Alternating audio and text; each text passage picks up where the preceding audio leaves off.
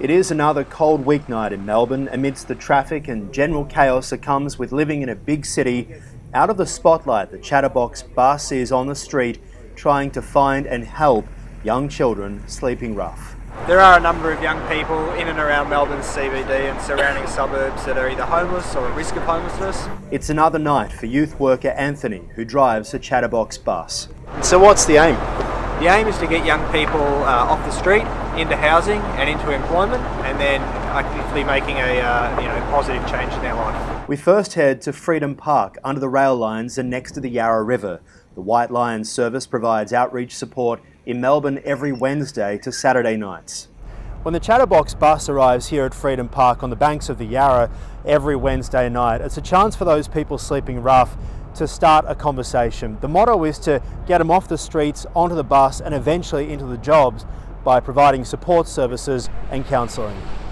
Kids don't necessarily see homelessness as whether they have a house, but rather their connection to family, the presence of fear, and of course feelings of instability. Julian went through all that.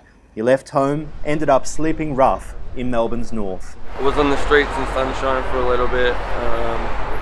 Talk to me about that experience. Oh, that was pretty horrible. I dropped my weight a lot, so I was about 70 something kilos, and then at the end of it, like when I actually asked for help and stuff, I think I was just under 40 kilos, so I dropped a fair amount of weight. It's at that point he boarded the Chatterbox bus and sought support from Whiteline. It was a big decision, a big change from dealing with government services. I come to a city and I met up with the Whitelion crew and like the Chatterbox crew. What's the difference between these guys and dealing with the department? These guys don't really judge too much. You know, like they listen. They let you talk and stuff. Like they're more. It feels more like they actually care rather than others that don't. The main aim for Whiteline is to provide an encouraging, safe environment to get people on the bus. They mainly deal with 16 to 18-year-olds. It's about providing the internet and food, but then also the start of a conversation. Well, it's never give up really, and really want to connect. So, you know, the connection is so important that we reach out, connect with the young people and work out what's going on in their life, what brings them to want to be, or not want to be, but to be sleeping on the streets. And so what ages do you try and encourage to get onto the bus? So we work with 12 to 25-year-olds. 12, wow. Yep. Not as often.